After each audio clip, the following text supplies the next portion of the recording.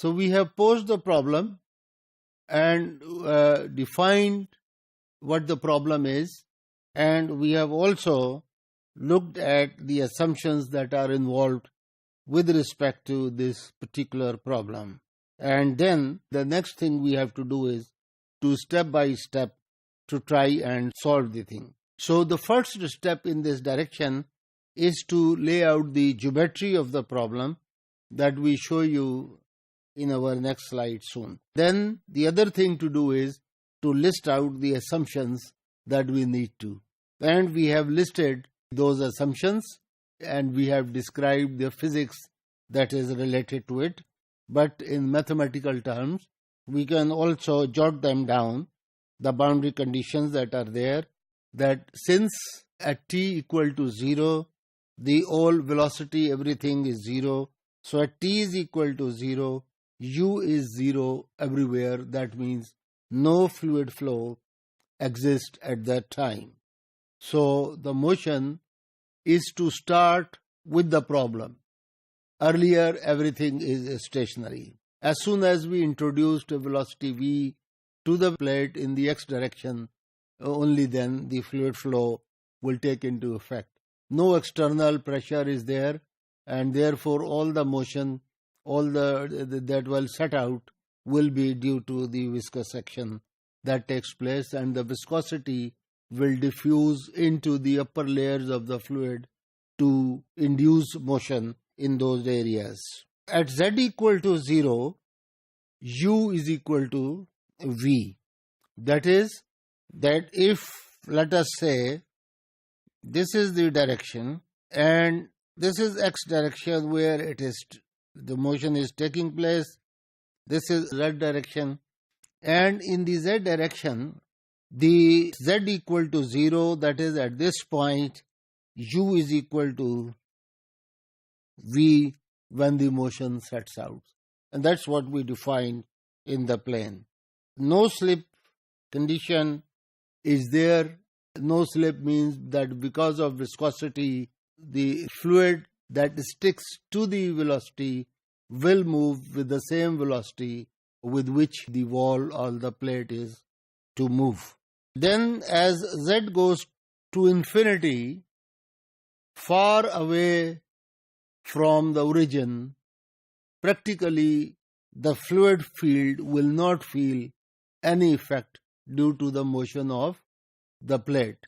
So away from, sufficiently far from the infinite plate, the solid boundary, the motion of the solid boundary will have no effect in the large distance in the z direction.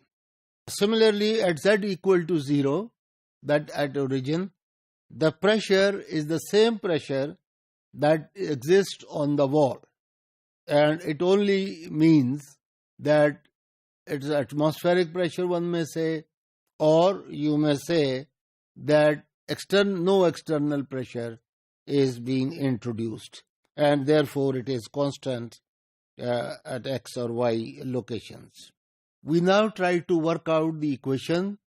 The continuity equation is that du by dx in component forms, dv by dy plus dw by dz, as you know, is equal to 0. So at t equal to 0, so that is the position. And when we consider that, then we see that since there is no motion, we have already shown this in assumption 5, and the assumption 2 also shows there is no motion in the z direction, and so velocity component w is 0 anyway, and with respect to v there is no variation, so therefore we have du by dx 0. The only term that contributes from continuity equation is du by dx. So let's call that equation 1, and equation 1 tells us that u is not a function of x. Since du by dx is equal to 0, it only shows that u is constant as far as x is concerned. So all u may depend upon is possibly maybe on other variables that is z or some other function. Now furthermore, since u is not a function of y, we conclude that u at most is a function of z or t, which I already mentioned. We look at the geometry, as I was saying, because this is very important. We should always try to, if we can, in some cases it may not be possible, but if it is possible, if we can, it is better to draw a geometrical schematic diagram of the fluid flow that is being considered or that is under consideration. In this case now, there is an infinite plate, you can see in the x direction, and you can see here the x direction is here, the y direction is, the z direction is this, and the y direction is perpendicular to your screen or perpendicular to the plane of x and z, and no motion is taking place in that direction. So as the fluid moves in the x direction, then you can see that since the fluid is viscous, viscosity is not zero. So therefore, the fluid particle that is in contact with the plate will move with the same velocity with which the plate is moving. That is, this is derived from the condition that there is a no slip position. That is, the velocity of the solid boundary and the fluid that is in contact with it will have no differential between their velocities. And then the motion that due to viscosity, as this plate sets out in motion, due to viscosity, there will be diffusion of the impact of this motion, and the fluid field will be generated in the upper area to some extent. But away from this plate, at sufficiently large distance in the z direction, the fluid will behave as if it is not affected by the motion of the plate. That is, it wouldn't know as if there is any motion of a plate or not. The other parameters that are involved is that this fluid is having a density rho and the viscosity mu, so it is not an inviscid fluid that is taking place.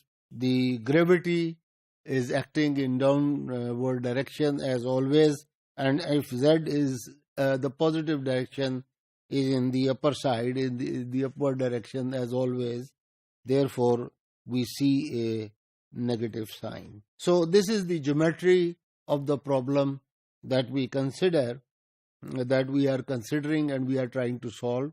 And from continuity equation in this portion, we have determined that u does not depend on x, and it may possibly depend upon z or t, the time. T is the time.